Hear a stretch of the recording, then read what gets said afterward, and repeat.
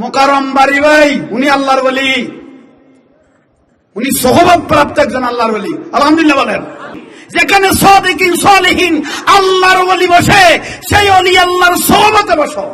আল্লাহ সুবহানাহু ওয়া তাআলা ইশারা দিবেন, আই গৌসবাক আব্দুল কাদের জিলানী জান্নাতে চলে যাও, আই খাজা গরিব নওয়াজ জান্নাতে চলে যাও, আই শাহিন শাহী সিরকুট জান্নাতে চলে যাও, আই সৈয়দ মোহাম্মদ তৈয়ব শাহ রহমাতুল্লাহ আলাইহি জান্নাতে চলে যাও, আই গৌস ভান্ডারী জান্নাতে চলে যাও, আই খালি জরে বরহুজুর জান্নাতে চলে যাও, আই বারিয়ার বরহুজুর জান্নাতে চলে যাও।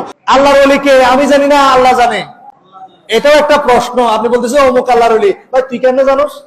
আমার বন্ধুকে আমি জানি না, আপনি জানেন, তো আল্লাহর বন্ধুকে সেটা আপনার কি ওহী করা হয়েছে? এরপরও আল্লাহ একটা সাধারণ ব্যাখ্যা দিয়েছেন আল্লাহর ওলি কারা। আল্লাহর ওলি কারাটা জানার দরকার আছে কিনা নাই? সূরা ইউনূস 10 নম্বর সূরা 57 নম্বর আয়াত আল্লাহ বলছেন, আলা ইন্না আউলিয়া আল্লাহি লা খাউফুন আলাইহিম ওয়া লা হুম ইয়াহজানুন। যারা আল্লাহর ওলি হবে এদের কোনো ভয় নাই, এদের কি নাই, এরা দুঃখিতও হবে না। এবার আর মৌলভী সাহেব বলে না আল্লাহর ওলি কারা। আল্লাহর ওলি যারা হবে এদের কোনো ভয় নাই। তো আল্লাহর ওলি কারা? মানহুম। এরপরে আয়াত আর বলে না, আমি বুঝি না এটা কেন বলে না।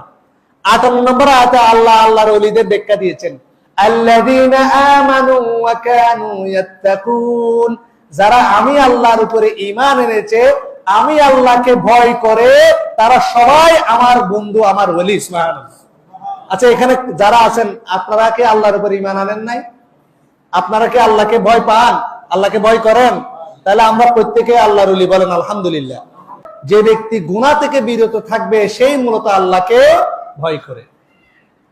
এই দুইটা বৈশিষ্ট্য যার মধ্যে থাকবে সে আল্লাহর ওলি। সে কি বলে? এবার আপনি বলেন, ভাই আপনি আমার আল্লাহর ওলি বলছেন, আমার ভালো লাগছে। মুরব্বি বলছেন আমার আল্লাহর ওলি বলছে, হুজুরে আমার ভালো লাগছে। তবে আমি মাঝে মাঝে তো গুনাহ করি। কি করি? ওই যে নাটক ফাটক দেখি ফেলি, হ্যাঁ, উল্টাপাল্টা কাজ করে ফেলি। আমরা মানুষ, আমরা কি বলেন আমরা কি?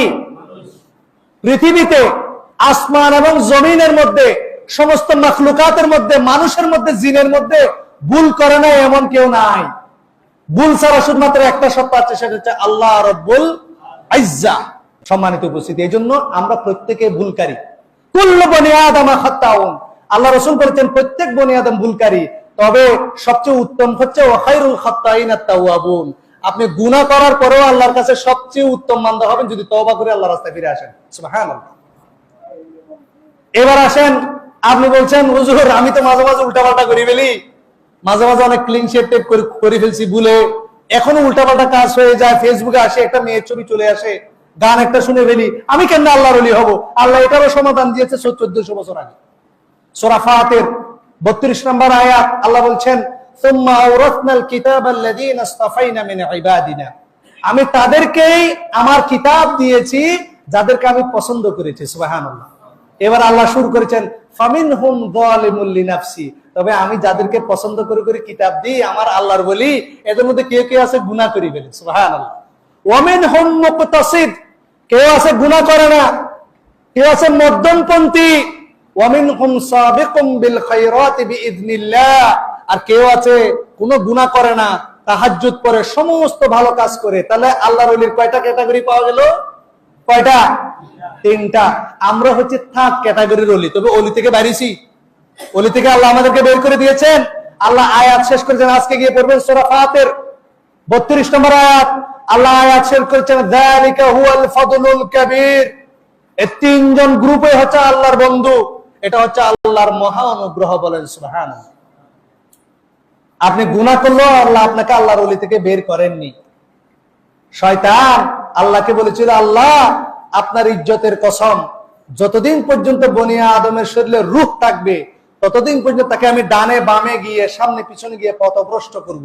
আর আল্লাহ বলেছেন, আমার ইজ্জত এবং জালালের কসম, বান্দা আমার কাছে যতক্ষণ ক্ষমা চাইবে আমি ততক্ষণ তাকে ক্ষমা করতে থাকবো। সুবহানাল্লাহ।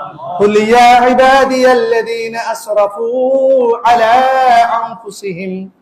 ওহে আমার বান্দা, যারা নিজের নফসের প্রতি জুলুম করে ফেলেছো, লা তাকনাতু মির রাহমাতিল্লাহ।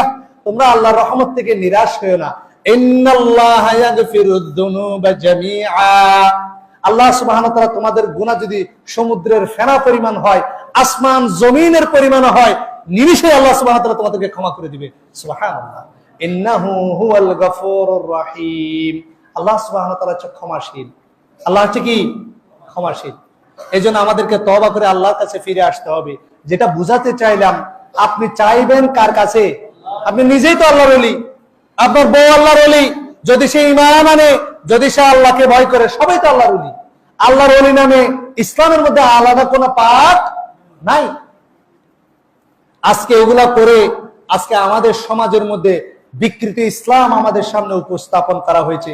আমাদেরকে সেখান থেকে সাবধান থাকতে হবে। সম্মানিত ভাইয়েরা,